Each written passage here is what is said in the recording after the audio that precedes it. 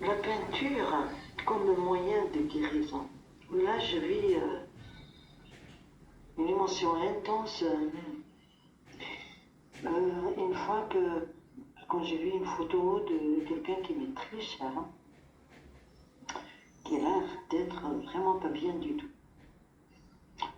Et moi aussi, je suis pas bien à l'intérieur et tout le monde n'est pas bien parce qu'on vit des tensions.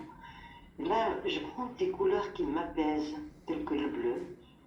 Et c'est comme si je peins, si je mets de l'amour et de l'énergie sur cette image que j'ai vue terrifiante, sur le monde qui est plein de haine et qui manque d'amour.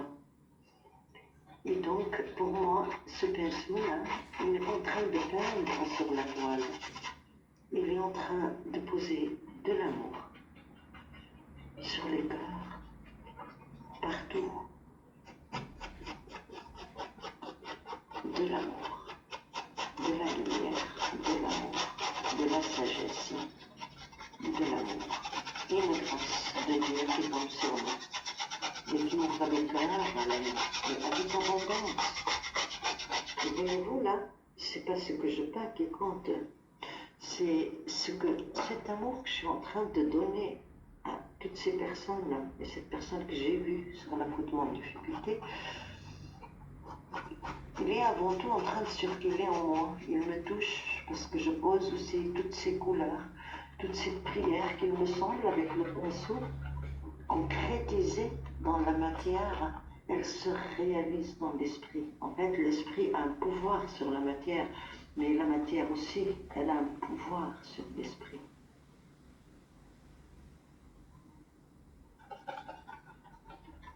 Et je pose de l'amour.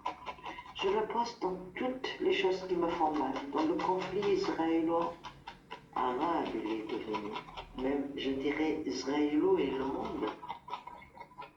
Et le monde, si on veut être honnête, et on compte combien de personnes soutiennent la colonisation d'Israël à la Palestine, on va trouver exactement comme l'opinion mondiale sur l'Ukraine et la Russie, il y a plus de gens qui ne sont pas contents de cette colonisation et cette douleur et cette dureté et ce mépris à l'humain que d'autres.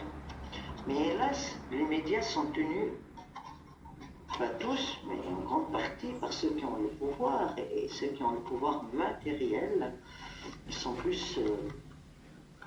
il y a beaucoup d'Israéliens, ce qui explique aussi que Biden, qui est censé défendre la vérité, il défend Israël en écrasant la vérité, même s'il n'a pas écrasé la vérité, tant qu'on n'a pas une preuve sur cette bombe, on ne peut pas se prononcer comme président des États-Unis. Il a fait une grosse bêtise qui touche à son intégrité, à lui, et à l'intégrité américaine et occidentale. Et ça va coûter cher, hein.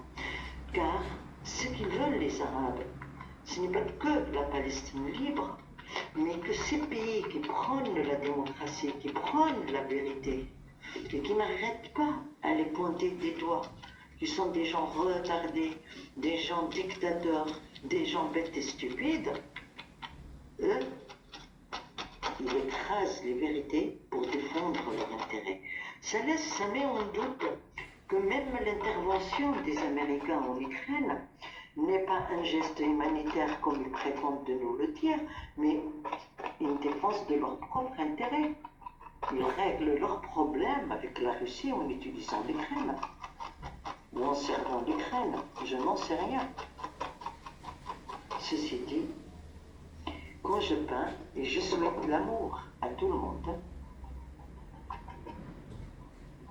mes idées s'élargissent.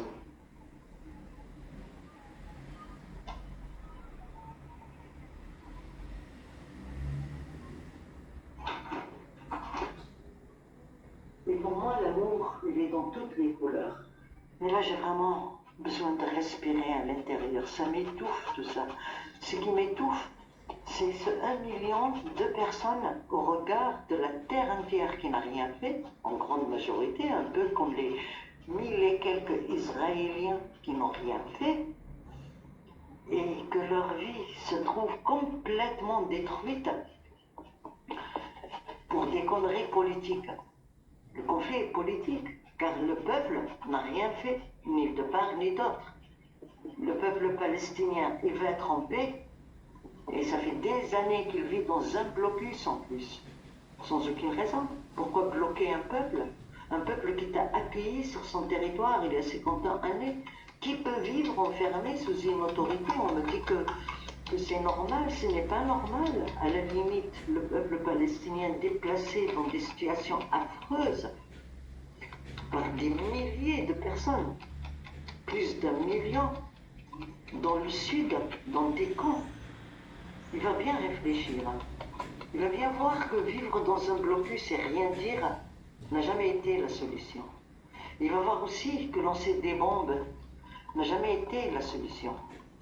Et qu'il est temps qu'ils travaillent avec l'intelligence, qu'ils s'unissent autour d'un ensemble de valeurs claires et justes, mais pas juste brander et brader un islam taillé sur la mesure des politiciens de part et d'autre. Quelles sont vos valeurs que vous voulez mettre en exergue? Si on vous donne toute la Palestine, Gaza exemple, entière, quel est le projet? Qu'est-ce que vous allez diffuser? Quelles sont vos lois? Et c'est là où on retourne, pas que pour Gaza, mais pour l'Occident et ailleurs. Quelles sont les valeurs à défendre? Car si on veut se faire respecter par tout le monde et faire respecter tout le monde, il va falloir avoir des valeurs justes et inébranlables, immuables et qui ne changent pas selon les intérêts personnels. Moi, j'ai honte de Biden, comme j'ai honte de Trump, comme j'ai honte de toute personne. Plus encore quand elle a la médiatisation et le pouvoir qui écrase la vérité pour défendre son intérêt et qui prétend amour, démocratie et force.